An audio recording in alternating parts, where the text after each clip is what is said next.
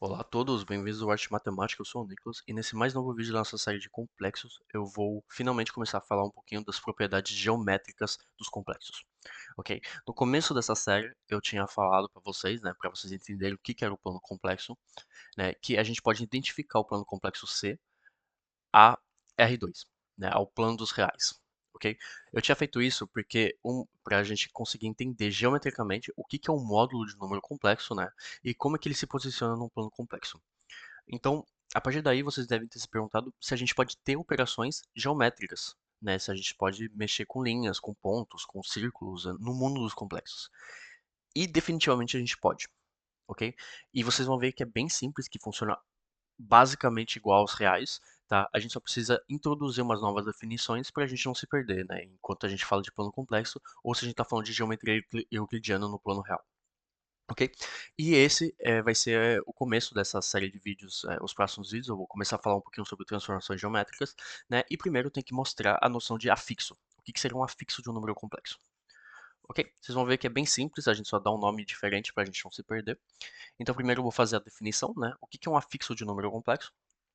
Então, vamos considerar um ponto A e B, né? Então, que pertence ao plano real, né? O plano euclidiano. A gente fala que o afixo desse ponto, no plano complexo, é um número chamado ZA, tá? Então, aqui, a gente sempre bota um Z e índice, o nome do ponto, tá? Então, se no plano real, isso daqui seria A, né? No plano complexo seria ZA, ok? Isso daqui é igual, basicamente, a A mais IB, ok?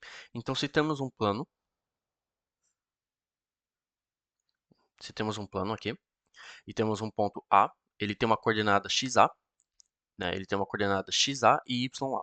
Né? Agora, se a gente identificar esse plano é um plano complexo, a gente tem um componente real, né? Então o nosso x seria o nosso a, e o componente imaginário seria o nosso b. Então seria o mais ib. Ok? Então vocês veem que é bem simples. A gente só identifica entre o R2 e C. Né? E isso também funciona para vetores. Tá? Então o afixo de um vetor, por exemplo, U, né, que seria o vetor AB de R2, ok? A gente nota basicamente Z, índice, o vetor U. E vocês veem bem que é exatamente a mesma coisa. A gente anota ele da mesma maneira. Tá? Então, A mais IB, porque temos um componente em A e um componente imaginário em B. Ok? Então, essa é a definição de um afixo. Então, podemos ter afixos de pontos e podemos ter afixos de vetores.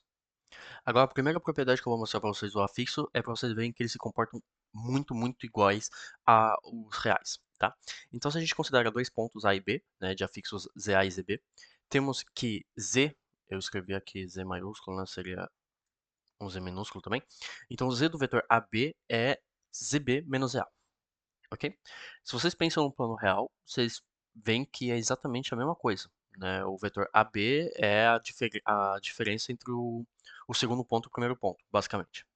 Então, vamos demonstrar isso usando o plano real, que é o que a gente conhece, né? Então, a gente considera dois pontos. Então, A com coordenada XA e YA, e B com coordenada XB e YB, ok? E eu quero achar o vetor AB. Então vocês sabem que AB, né, das suas aulas de geometria, seria o vetor definido por xb menos xa e yb menos ya. Ok? Agora a gente vai considerar os afixos, porque a gente quer achar isso em termos de afixos. Então vai ficar za igual a xa mais iya e zb igual a xb mais iyb. Ok? Temos isso.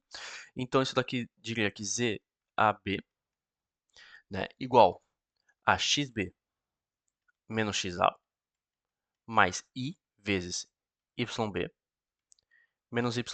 Né? Isso daqui é a definição do vetor AB. Né? Então, essa parte real e essa parte imaginária.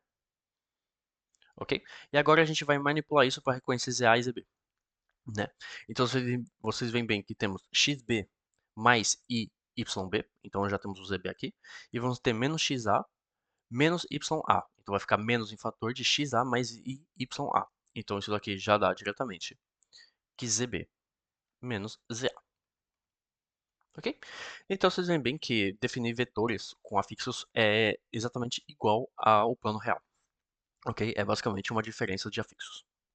Para o nosso segundo teorema, vocês vão ver de novo que a gente pode realmente só manipular com os módulos complexos, que diz que se temos um vetor u em R2, a norma de u, ou seja, o tamanho de u, né, a magnitude de u, igual ao módulo do afixo zu. Ok? Isso vocês vão ver que é bem fácil de demonstrar.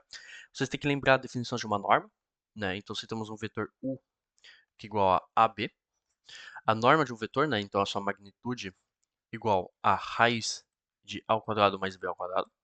E aqui vocês claramente já reconhecem o módulo, tá? Né? Isso daqui vocês veem bem que temos uma propriedade que é igual ao módulo, né?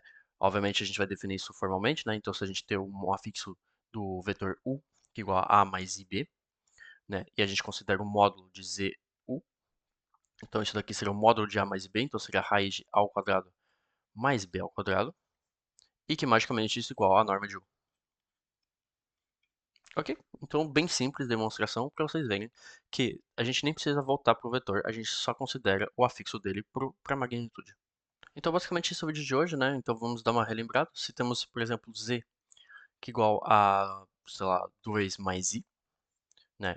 E vocês falam assim, eu quero posicionar esse ponto, né? Então, isso daqui a gente considera um ponto, né, de componente A, de componente 2, 1, né? Então, ZA seria igual a Z, né?